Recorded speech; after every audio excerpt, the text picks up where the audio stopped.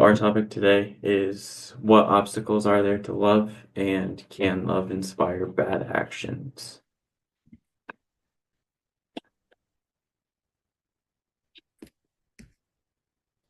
Both texts showcase how there are many obstacles that can be faced when you're in love, both internal and external factors, from knowing the initial differences between lust and love, all the way to societal pressures. And love can drive us to think irrationally and cloud our judgment, inspiring bad actions. So in the model, one of the main issues they face is love versus lust. And I meant to put idealizing a person, not idolizing. Um, but there's a quote that says, he imagined he really loved her, and as soon as man wants a woman, he is genuinely convinced that he will never be able to do without her for the rest of his natural life. When desires is satisfied, disgust ensues.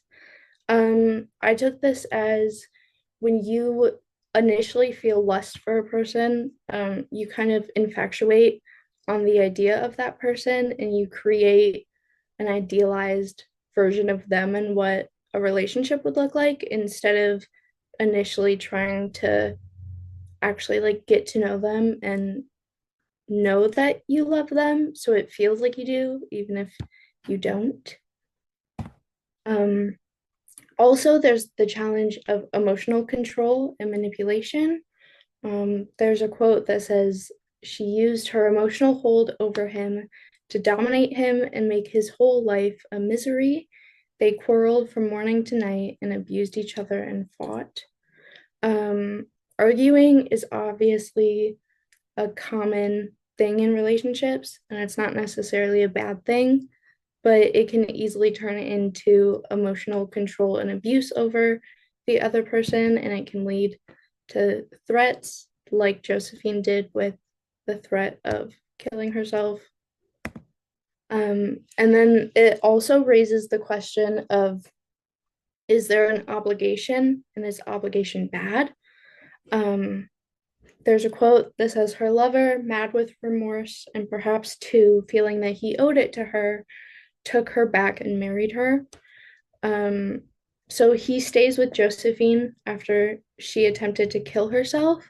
Um, and it raises the question if there's an obligation to stay with a person because they love you, even if those feelings aren't necessarily reciprocated. And then also, you could argue if he's wrong for staying with her because he feels guilty and not because he wants to. So when looking at Romeo and Juliet, we look more at like the societal bounds and boundaries placed upon a relationship in society. The quote here is deny thy father and refuse thy name, or if thou wilt not be but sworn my love, and I'll no longer be a Capulet. Um, Juliet says this during Romeo and Juliet, and it's talking about the societal boundary based on the family feud that is at hand. Um, and when you look into that, they, because the families are in a state of feuding and such disagreement, they will not let each other love the other person. Um, there is also, they have an arranged marriage, which is an agreement between two other families. So Juliet is supposed to marry someone else, but this like comes more into our time, you could say. Um, Less with like feuds, but more like just the social norms.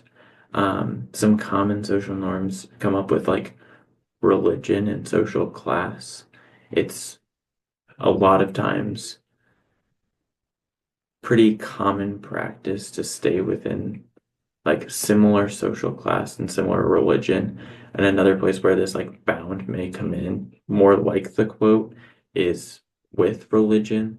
I know I personally have a friend who is Mormon, and then from that is only looking for someone who is a Mormon and doesn't even want somebody to like convert to the faith for her.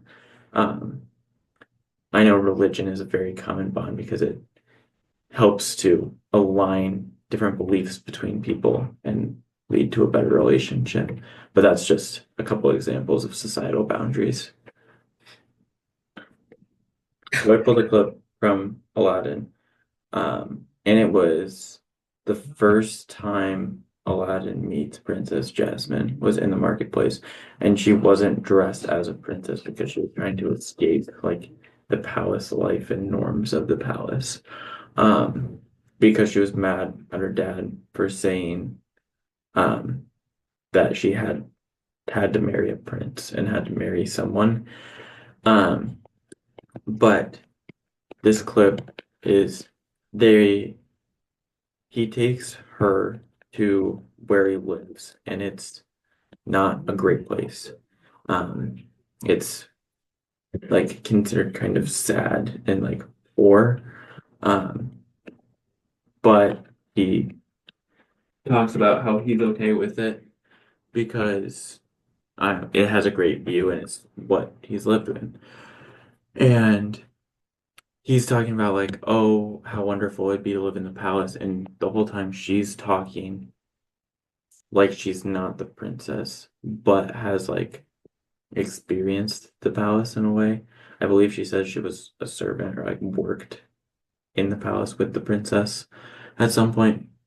But there is like that social boundary placed upon that relationship by the father of like, oh, you have to marry a prince, but she's not acting like the princess and she's trying to ignore that, and they actually end up finding love, and he tries to turn himself into a prince um so he can break that societal boundary of class and end up marrying her. um so summary of everything going on in the readings is kind of when we look at the model, it shows us some of the boundaries to love in the forms of lust and idealization. Um, and it goes through the relationship of a painter in his model, showing the anger and resentment that can form when there isn't a great foundation and the relationships, like the foundation of that relationship is idealization and lust over actual love. Um, and it also shows that when fueled by love and anger, we can be inspired to do bad things and like take bad actions and courses of action. Um, as she did by threatening to jump out the window and then him further going and saying, do it. And then Romeo and Juliet looks more at the societal boundaries and like the families are feuding and they have to keep the relationship a secret, but also like the arranged marriage and that aspect of it. Um, but the relationship and love they have also drives them towards making bad decisions. It's not necessarily covered in our section of the reading, but if you look further into Romeo and Juliet or know what happens, you'll know that Juliet actually fakes a death so to get out of her arranged marriage, and that leads Romeo to dying or killing himself because he thinks Juliet is dead and doesn't want to be without her. So that's another example where the readings show that love can make us make bad decisions or take bad actions. Um, so I would say the readings definitely lead us to that conclusion.